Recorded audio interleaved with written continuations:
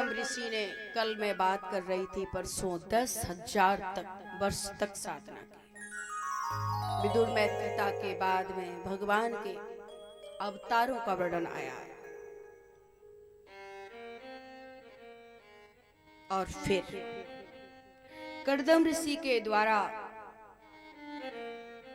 10,000 वर्षों तक साधना करते करते एक बार मन में विचार आया कि भगवान, हम भी सांसारिक हैं, गृहस्थ जीवन क्या होता है, हमारा भी विवाह हो जाए। भगवान तो अंतर्यामी है, सुन लिया।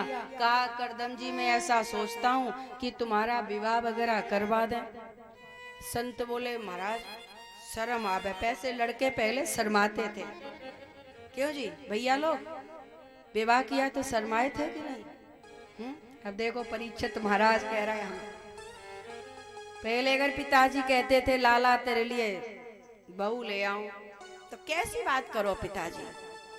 और अगर बेटी से कहते थे तो बेटी तो अंदर ही घुस जाती थी। और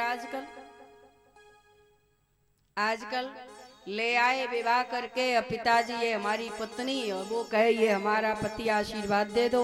और पिताजी माताजी ने कह दिया कि अरे तूने पूछा नहीं तो ठीक है, आशीर्वाद रखे रहो, बाद में मिले।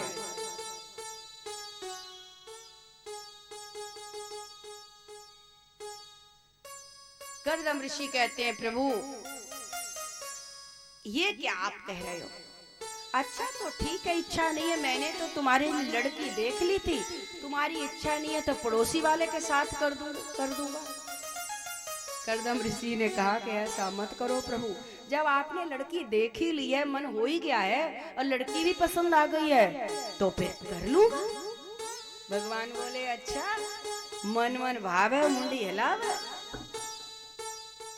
और कर्दम ऋषि का विवाह मनु की बीच की पुत्री देवहूति के साथ हुआ। लेकर के आए और कहा, इस कुटिया को देवी आप संभालो। अब कुटिया कितनी बड़ी है, दर्शन करोगे, 1.5 फुट की, 1 फुट, ऐसे ही तो बोले 1 फुट, और इसमें आधा फुट और जोड़ दो।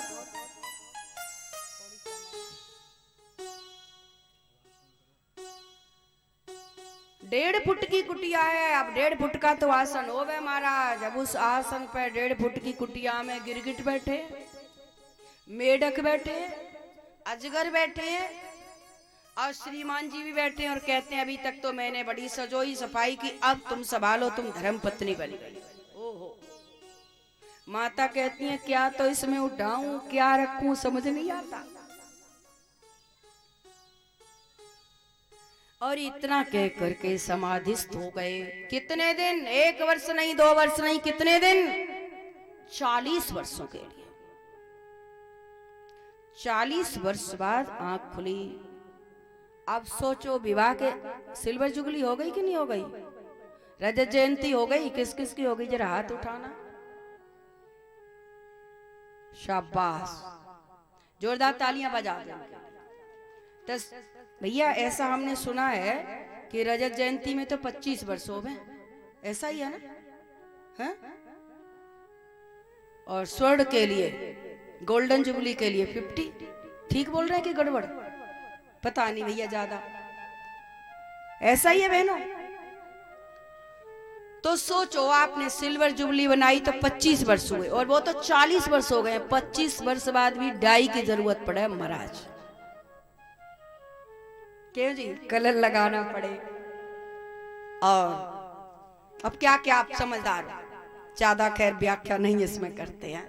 लेकिन वहां तो 40 वर्ष हो गए, और 40 वर्ष बाद झुर्रियां आ गई, केस श्वेत हो गए, युवावस्था से वृद्धा अवस्था आ गई। कर्दम ऋषि कहते हैं, अरे वो बुढ़िया यहाँ कैसी घूम रही है, कहां से आ गई यहाँ संतों के पास, स्त्री का क्या काम? ओहो, माता घबराई। प्रभु ऐसे मत बोलो, प्रभु याद करो, 40 वर्ष पहले आपको एक राजकुमार आए थे, एक राजा आए थे, अपनी पुत्री का हाथ आपके हाथ में दे गए थे। अब सिर खुजलाया राजा ने। प्रभु कुछ याद आया? बोले आया तो थोड़ा थोड़ा। अरे प्रभु पूरा याद कर लो, यहां तो जान निकली जा रही। कहा क्या याद? देवी 40 वर्ष तक तुम रही, चली क्यों नहीं गई? तुम अच्छे घराने की लड़की थी, तुम्हारा मायका इतना अच्छा था और तुम क्या खा के रही। प्रभु आप तो साधना में थे, आपकी सेवा कौन करता। टॉवल भीगा करके गरम जल में निचोड़ करके स्पंज करती थी शरीर को, तिलक करती थी, आरती करती थी, भोग लगाती थी, दर्शन करती थी, चरण वंदन करती थी, फिर दिनचर्या शुरू करती थी। आप भी तो करते होगे ना ऐसा, क्यों जी?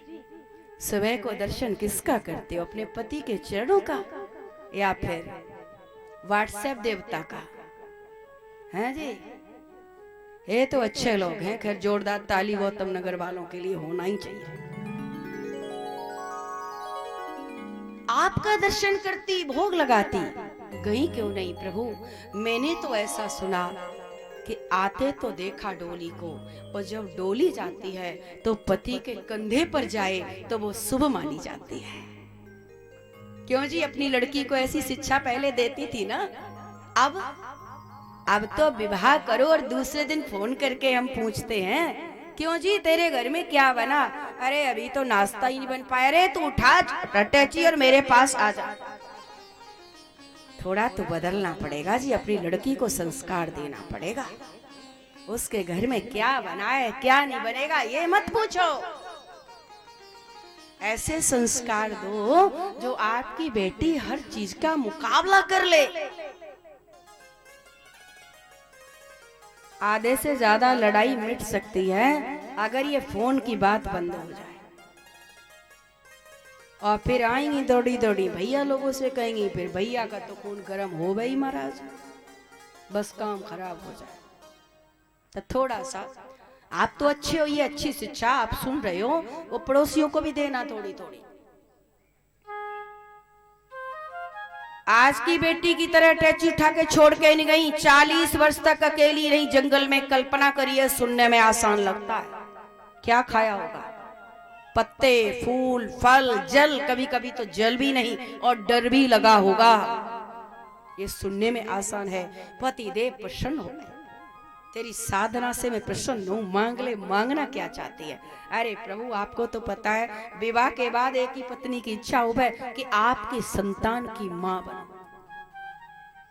नेत्र बंद करो। नेत्र बंद कराए, एक सरोवर बनाया और सरोवर में 9 मंजिल का एक महल बनाया, स्वयं बन गए।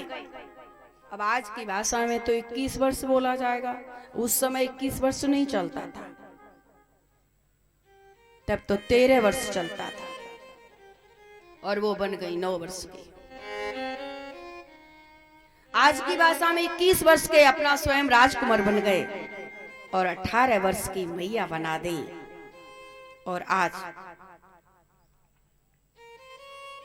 माता की कोख से एक भगवान ने अवतार लिया।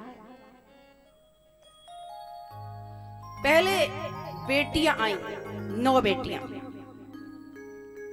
गुरु वशिष्ठ की पत्नी, नाम क्या था?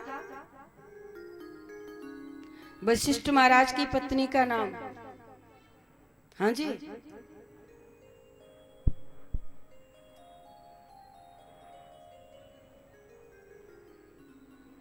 गूगल बाबा भी काम नहीं आएगा। हे गूगल बाबा ने भी काम खराब किया है, जानते हो तो भी गूगल बाबा पे देखते हैं। गुरु वशिष्ठ की पत्नी का नाम माता अरुंधति, माता अनुसुईया, सती सावित्री, ऐसी 9 बेटियों को जन्म दिया। और 10वें रूप में कपिल महाराज पधारे हैं। बोलिए कपिल भगवान की जय।